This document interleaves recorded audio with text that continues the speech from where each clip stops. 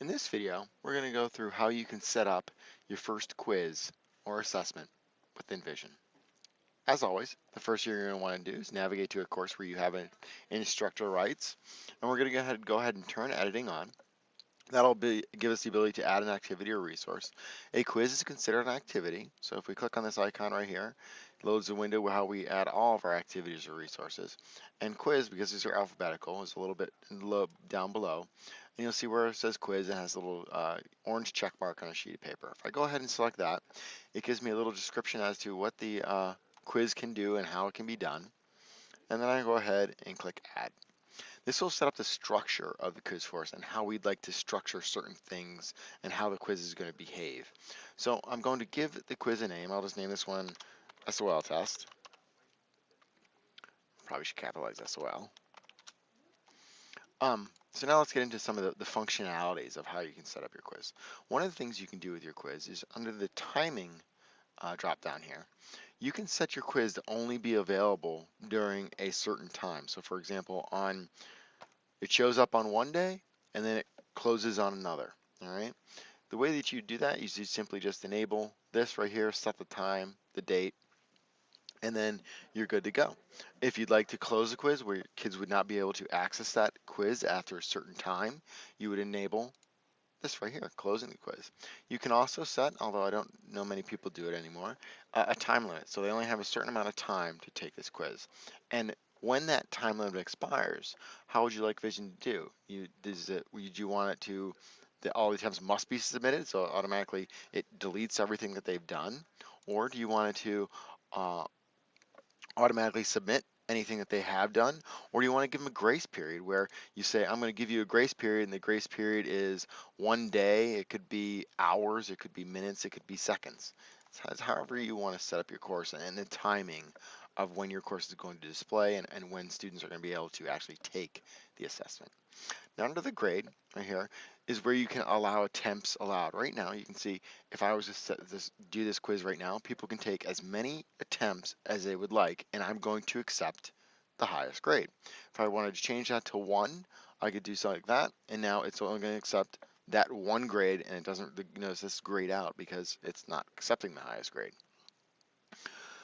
Under layout, one of the things that I would always recommend people to do is Vision times out after 120 minutes of inactivity.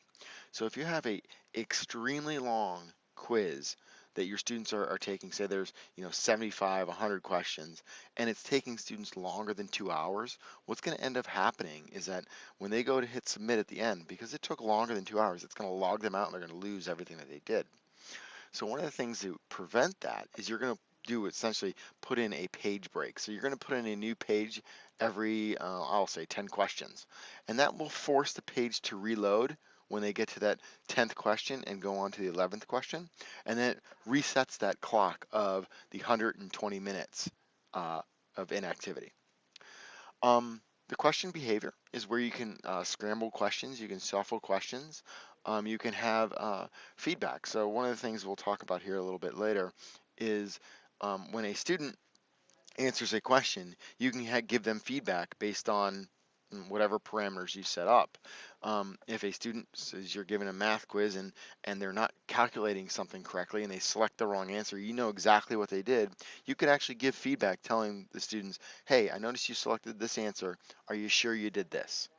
So you can set the deferred feedback underneath the question behavior as well as shuffling the questions. The review options. So what you can also do is you can allow students to review uh, at the end of the test, even during the test right here, immediately after, or right here, you notice that this is later while the quiz is still open. That was open means right here, the quiz. So later after they do the quiz, while it's still in that time frame of the quiz is still available to them, they can review the quiz that they took. Or you can do it after the quiz is closed. So for example, you're not allowing them to see the questions until the quiz is actually closed, that time frame is passed, and now they can actually see their results. The display is just decimal places and things like that, nothing too important. The extra restrictions is kind of a nice thing, is that if you have set up a assessment, you can require an extra password. So say, for example, you put this assessment up in your course, and there are students in your course, and you don't want them to take the assessment until you give them the password. You certainly can set that up here. You can actually even set up that you require a network address so that they would only be able to take the assessment while at school because we have a unique network address. This is another really nice function right here. Um, a lot of schools give the opportunities for students to retake tests. One of the things you can do is you can allow students to retake the test, but you can enforce a certain number or certain time frame between the retakes.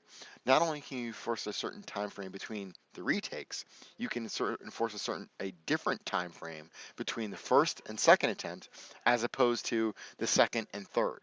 And that would all be done right here, where you're enforcing a delay between the first and second attempts, and then force a delay between all later attempts after the second attempt.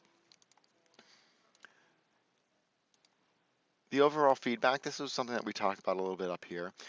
If students, you can give, if they get 100, you can type in here, hey, great job. You can set a grade boundary for 90 saying, hey, you did all right. And then you can go on and so forth down here. And then, their kid gets a D or an F or something like that. You can say, hey, you need to study, or be sure to take the retest on such and such time and this many days later. So that is part of the feedback. There's also feedback on individual questions, which is what I was talking about a bit earlier. Some of the common module settings are ones where we talk about grouping. If you want to use grouping or you're using grouping, this is where you can do that. Or if you're using groups, it would be under the common module settings. And the restrict access, again, goes back to the completion tracking. You can require students to do certain things and have certain things complete prior to this assessment showing up. So if I hit Save and Return to Course, that is actually the setting up of the structure of our assessment. And in the next video, we're going to go through how you can set up individual questions.